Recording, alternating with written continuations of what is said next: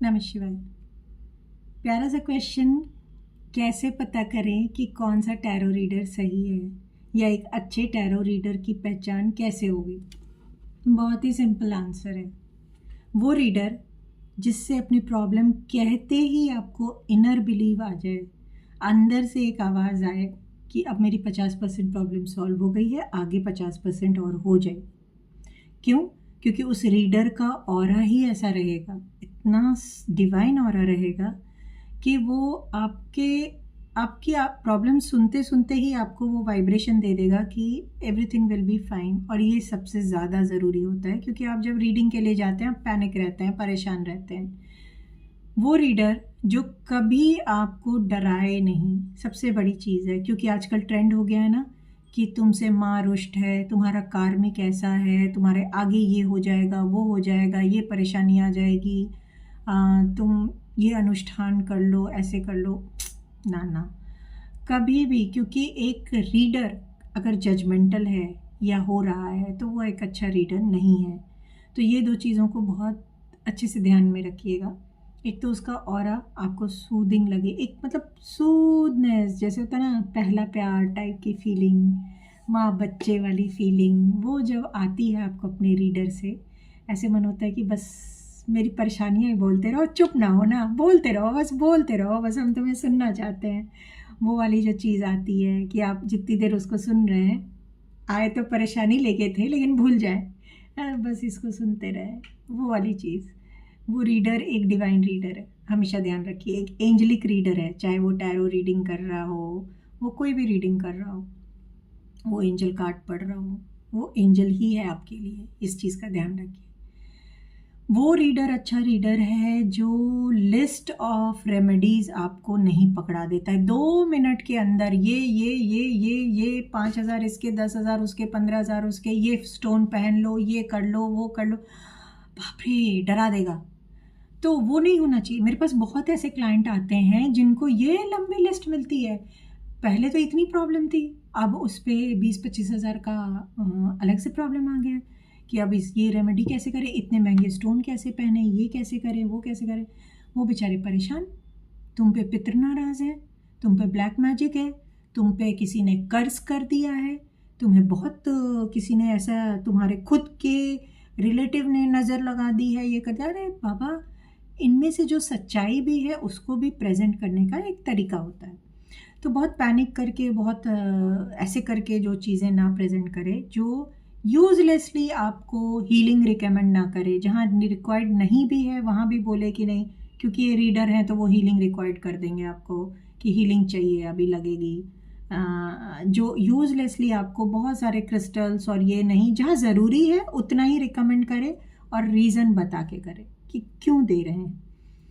जो आपके, अगर टैरो रीडर अच्छा है तो वो आपके एस्ट्रोलॉजिकल पॉइंट ऑफ व्यू से भी आपको रीडिंग देगा कि आपके नक्षत्र ग्रह क्या कह रहे हैं, कौन सा प्लैनेट साथ दे रहा है, कौन सा नहीं दे रहा है, प्रॉब्लम क्यों आई है, प्रॉब्लम का रूट कॉज क्या है, उसके अकॉर्डिंग सॉल्यूशन क्या है। ये सारी चीज़ें वो बड़े लॉजिकली आपको बता देगा।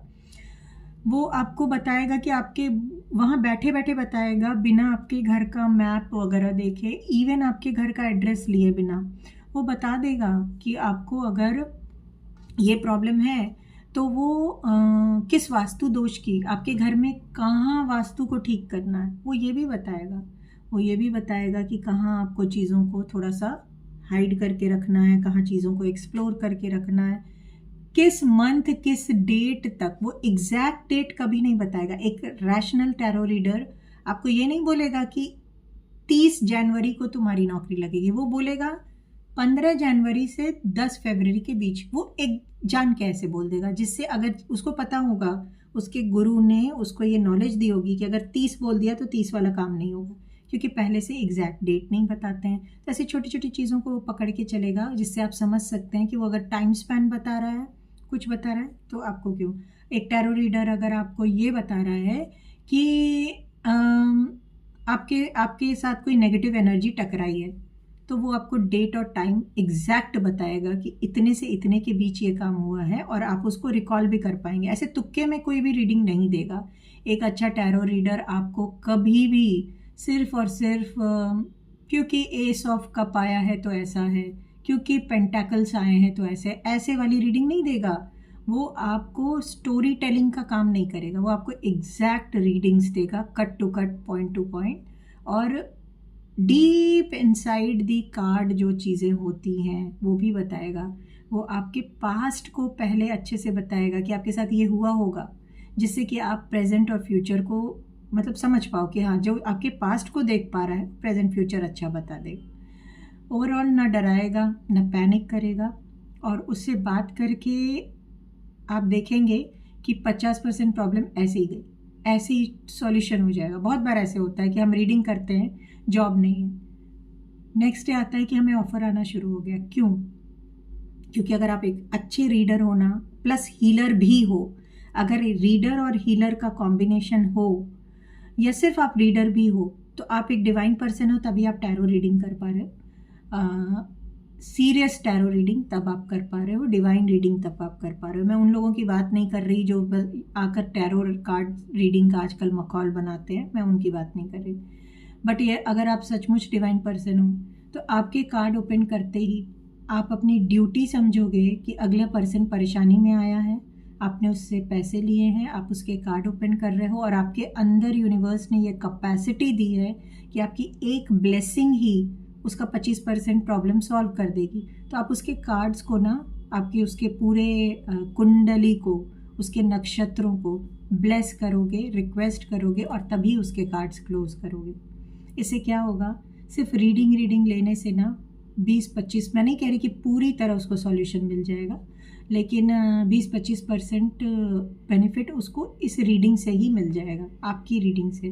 तो कभी भी आप रीडिंग लें और ये देखें कि इस रीडर से बात करने से ही मुझे बेनिफिट हो रहा है, इस रीडर के बारे में सोचने से ही, या इस रीडर के कार्ड ओपन करके मुझे बताने से ही मुझे बेनिफिट हो गया, थोड़ा दिखने लगा कि मुझे कुछ भी नहीं तो कम से कम एक अंतरात्मा में एक उम्मीद जागी कि हाँ, मैं जितना होपलेस हो रही हूँ वो नहीं होगा, मेरे साथ कुछ अच्छा होने वाला है। और उसकी रेमेडीज़ करने का आपको मन करे, उसकी रेमेडीज़ सिंपल हों, उसकी रेमेडीज़ ऐसी नहीं हो कि आपको पैनिक कर दें।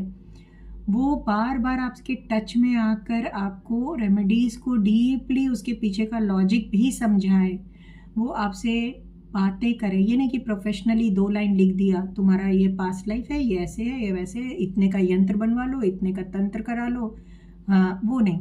जो आपको ह्यूमन टच दे के आपकी परेशानी की जगह खड़े होके उसको फील करके आपको सजेशन दे, वो टैरो रीडर एक सही रीडर है। एक अच्छी सोल, एक अच्छा इंसान एक सही टैरो रीडर हो सकता है। पहचान आपको करनी है। बहुत बार आपने देखा होगा कि एक क्वेश्चन के मैं इतने पैसे लूँगी, वो क्वेश्चन का आंसर दे दिया, रेमेडी के मैं अगेन इतने पैसे लूँगी। ठीक है, सबका अपना अपना तरीका है, लेकिन इतने स्ट्रिक्टली, इतने कट टू कट बातें करेंगे, आप आगे पूछ नहीं पाओगे। फिर क्या? फिर ऐसी रीडिंग क्या? रीडिंग इज़ कि आप किसी को है, कोई आपके पास नीडी पर्सन आ रहा है, आप कर सकते हो, आप उसको हेल्प कर रहे हो। यहाँ पे आपका खुद का एक कहते हैं ना कि मॉरल ड्यूटी बनती है कि एक रीडर अगर आपके साथ, बहुत बार ऐसे मेरे साथ भी हो जाता है कि मैं थोड़ी सी हेल्प करती हूँ आउट ऑफ द वे जाके, फिर आप इतना परेशान करते हो, इतना परेशान करते हो, रात के 2 बजे भी कॉल कर देते हो, फिर मैं भी स्ट्रिक्ट हो जाती हूँ। तो वो आप भी मत कीजिए। और मैं ये नहीं कह रही मैं अच्छी टैरो रीडर हूँ, मैं अपनी परेशानियाँ बता रही हूँ, किससे कहूँ, आप ही लोग से कह सकते हैं। तो कभी चीज़ों को बैलेंस बना के चलिए, परेशान भी नहीं कीजिए रीडर को, और रीडर से परेशान भी मत होइए, मैं यही कहूँगी। ओवरऑल जिससे आपकी आत्मा कहती है कि इसी के पास मेरा सॉल्यूशन है, वहीं जाइए, फिर चाहे उसको 500-1000 एक्स्ट्रा दीजिए। आत्मा लेवल पे सोल लेवल पे जो चीज़ होती है प्योर होती है। मुझे सुनने के लिए आप सबका बहुत बहुत धन्यवाद। मुझसे टैरो रीडिंग लेने के लिए आप मेरे व्हाट्सएप नंबर पे व्हाट्सएप कर सकते हैं। नमस्ते।